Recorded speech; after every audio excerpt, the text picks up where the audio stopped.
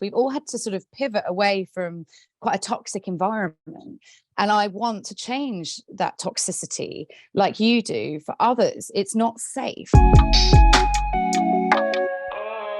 Hello, everyone. I am Cate and I am the CEO of Push. And welcome to our series of safe spaces where we ask leaders and other favourite high-profile people that we know and love to let us into their safe space and to help us understand how to better create them at work and at home as well. Now, a safe space is so much more than just a physical space. It can happen anywhere, at any time, and between people. And it's the kind of place where people can connect. And I think I've got someone here who's amazing at creating those, because it allows people to ask the right questions and to feel very comfortable sharing.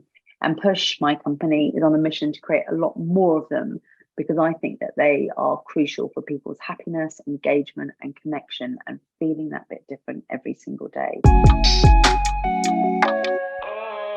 So without further ado, let me welcome my very special guest, the wonderful Anna Whitehouse, aka Mother Pukka. Hello. Hi, Kate. Morning.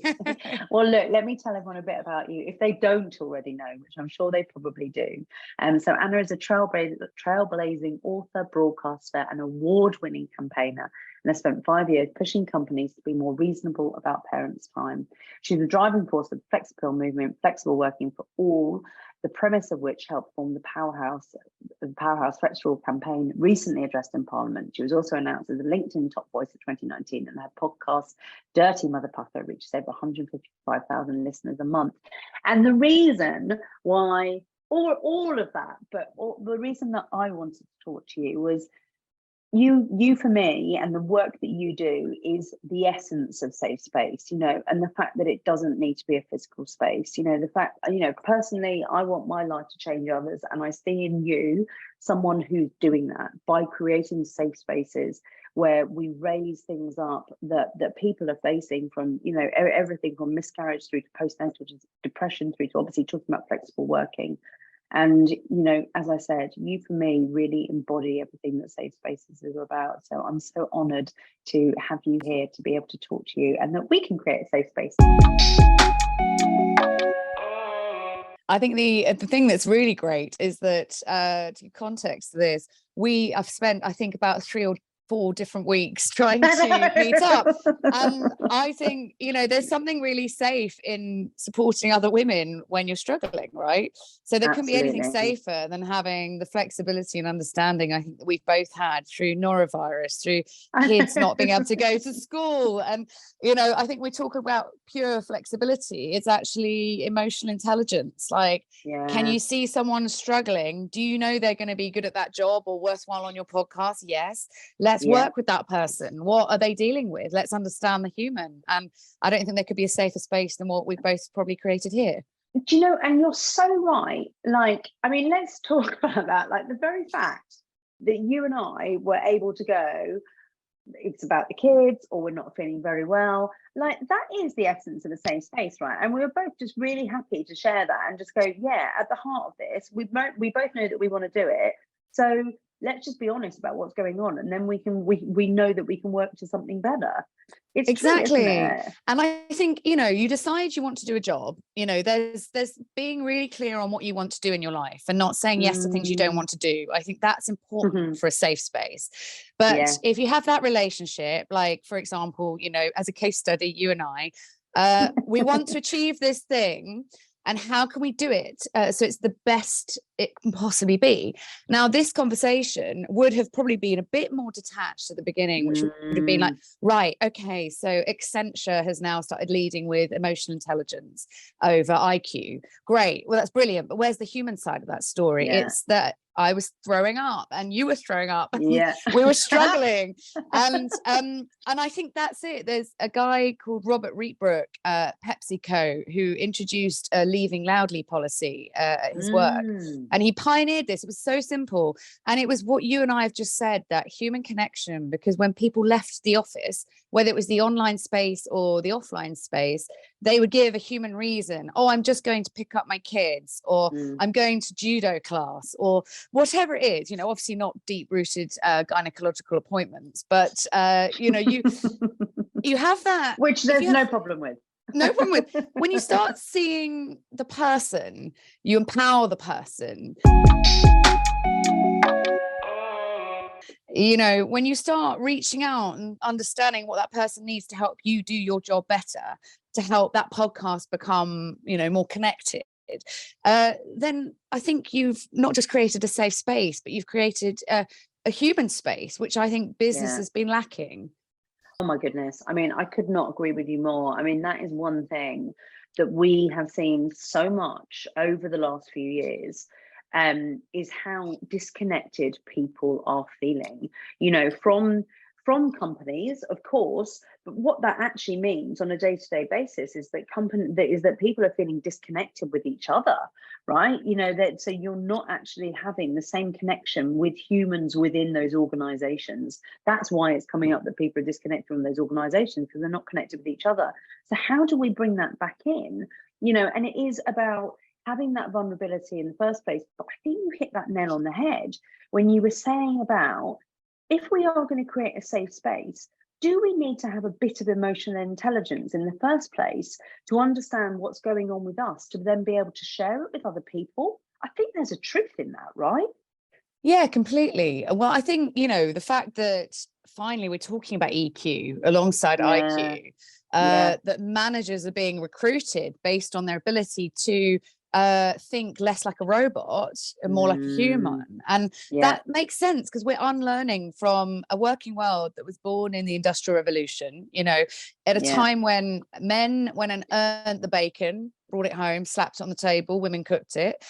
You know, now we've got a really different situation. Everyone's bringing bacon in and you know, plugging holes wherever they can, and yet the working world hasn't caught up with that. You still got the titans of industry like Lord Flipping Sugar, Sir Dyson, bleating about everybody back to the office, when all they're saying is everybody who looks like me, really.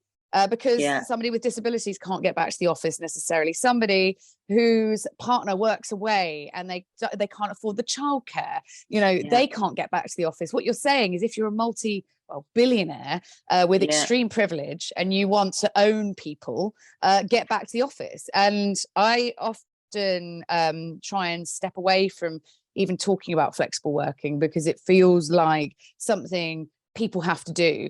All it is inclusive working.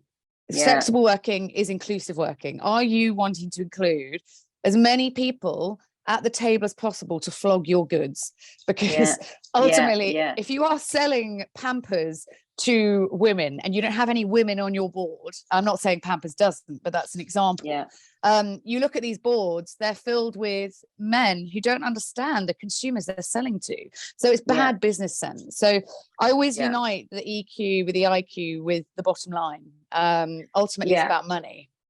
So I think you've raised a really interesting point there. And actually, for me, that point about let's get everyone back in, right? I think that there's a couple of things that I want to say about that. I think you're totally right about people, that certain people having an expectation around people coming back in, be it that they're like themselves or like anyone else.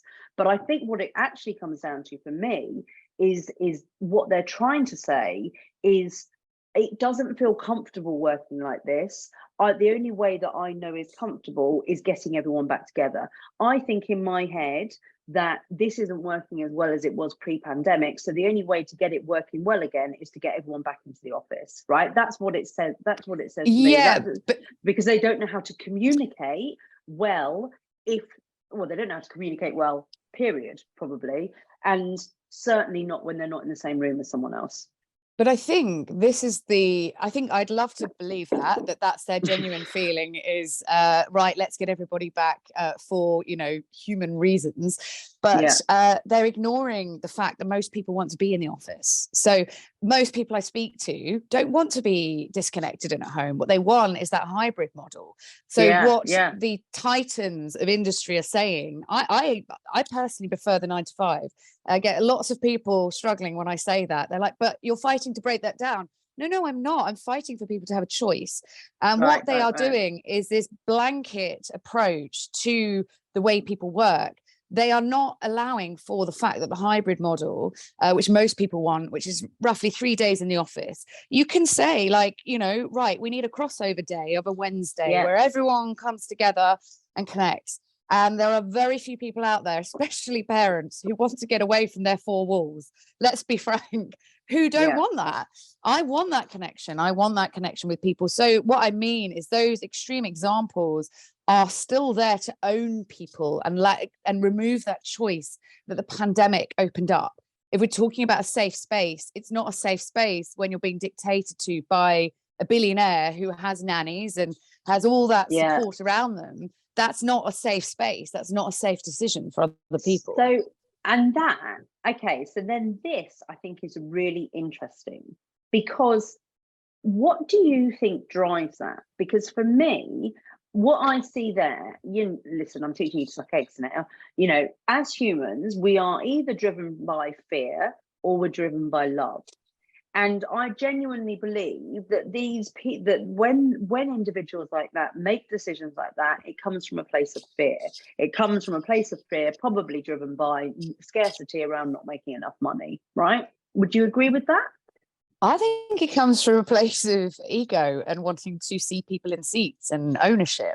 I think it's more deep rooted. You think of well, have you ever read John Ronson's The Psychopath Theory, the psychopath test? So most people who end up in big positions have no EQ, have virtually no ability to connect with people. They can make the most brutal decisions. I mean, the irony when they're running people, right? Well, this is what I mean. So you generally, and I'm generalizing maybe here, but if you look at the decisions that are being made by those at the top, I'm not saying they're psychopaths, but I do think there's an element of narcissism, ego that lands at the top. And when you're rattling around in your office space and you're on your own and you want to lord it up over other people, I do think you need other people there.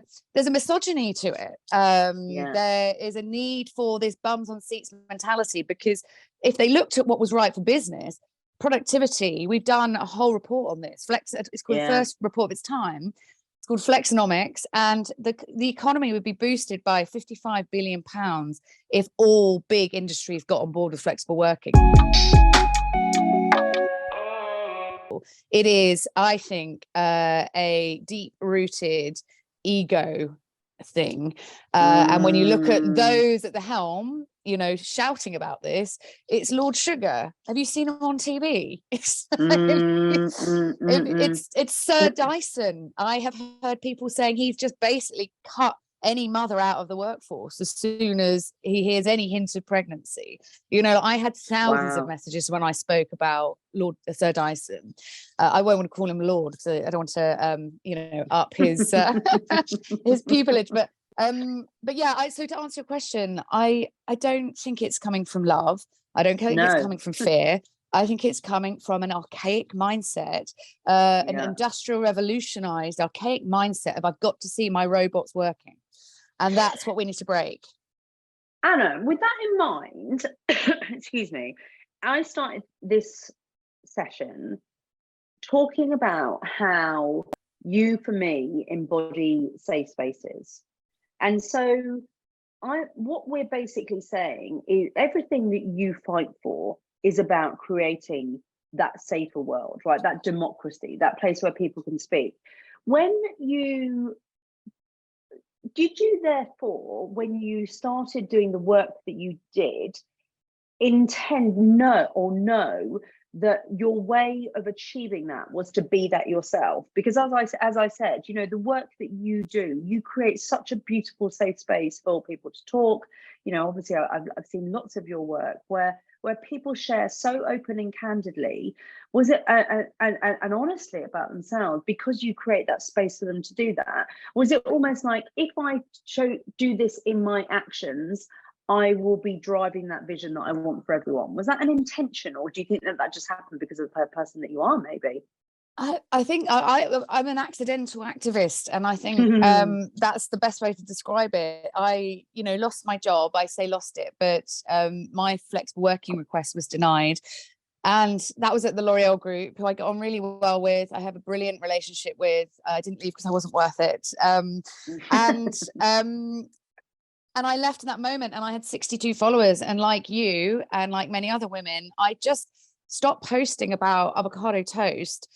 And I'm really hurt and angry that I have all this skill, and I don't know why I can't put it somewhere. Why are people cock blocking me where I go? And I posted it to 62 followers. And by the morning I had, hundreds of people going, me too. And that's happened to me. And I thought, why are we looking at, let's say, Stylist magazine, where they only go up to wedding dresses, and then we're right on to Mother and Baby magazine, where it's about what bugaboo to get and nipple teats.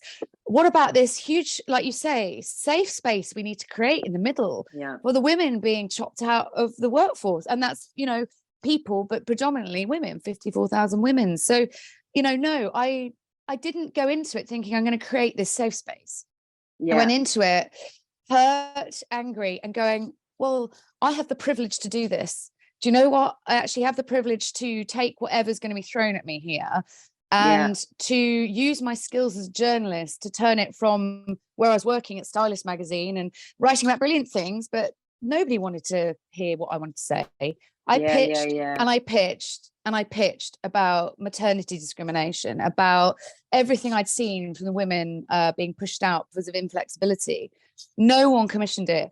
I did this campaign for 7 years, and suddenly it's everywhere. So I realized I had to turn the dial myself, not just for me, but if we're talking about a safe space for your kids, my kids, like I couldn't raise them the way my parents had me, making me think that the playing field was somehow level. I really thought that. I've worked so hard here. I'm a journalist. I'm flying. Oh, what? I've had a kid, and suddenly the doors look like shut in my face. No. So it was, to answer your question, it was accidental. But it has been cathartic. It has been connecting me with people like you. It has made me friends, colleagues, this mass of people who weren't being spoken to or spoken for. And I think that's why we both do what we do, right? Of course it is. You keep going, not for yourself, but from the fuel is the people explaining to you how frustrated they are and how in pain they are. Yeah, and do you know what? And it's really strange, isn't it? Because I certainly, Push is obviously a business that is all around going in and making work better, right? So we want to go into workplaces and look after, help, for want of a better way of putting it, almost update people with updates. I make it sound like it's an iPhone 13. Update people to have different skills and support that are in this new world of work, right? If we are working in a slightly different way. And I've always felt very passionate about that since I was signed off with stress. But actually now, strangely enough, Anna, and actually this is another point in terms of maybe how things might have changed with you. But I gave up drinking 8 months ago, and actually I feel incredibly passionate about sharing what I'm learning as part of that process. And actually for me, what it's really shown for me is really getting to know myself. And I really want, and I want to share something around that, as well as helping destigmatize a lot of the views around drinking, and how people see drinking as a problem, when actually the problem is all about the person, right, and what they're going through. So I feel very, very passionate about that. And that, anyway, as an aside, that's kind of where my work I think will be going to, and probably will end up influencing obviously Push's work as well. But I wonder then, as time has gone on for you, have more things come in? You started in one vein, but have more things come into that you've become equally passionate about as part of your purpose and the change you're trying to make? Yeah, to be really honest, I completely lost myself among it all. So, I'd be lying if I sat here and said, you know what, I've created this safe space for myself. I haven't. And I think it's very important to be transparent about that. I think sometimes when you are I was so set on like fixing what I thought was broken that I broke myself in the process. So wow. And because you were so impassioned and you worked so hard. What was that? What do you mean by that? So, you know, to give you a personal example, like I would be on my phone responding to strangers on the internet who had lost jobs. You know, you start something like this and you hear a lot of the pain because there's nowhere else to put it. So you become absorbent, and I'm very absorbent anyway as a person. Like, I feel everything. And my daughter would be there, 4 or 5 years old, going, "Mummy, sometimes I think you don't like me very much when you're on your phone." And it's a small thing, but it has huge subtext, or just text, for how I was losing myself and what I wanted to achieve out of life in trying to fix a bigger system. And I think we have to be so careful, especially as women who feel the pain of others, and are trying to fix something for others, not to do that at the cost of your own self, your own health. You know, and I am, this year is my year of boundaries, of I can't fix the world for everyone, and I can do what I can, but I am having to put up those boundaries. And like, I think it's interesting you said about the drinking. I think that alcohol really took a grip in those difficult times. And I get it.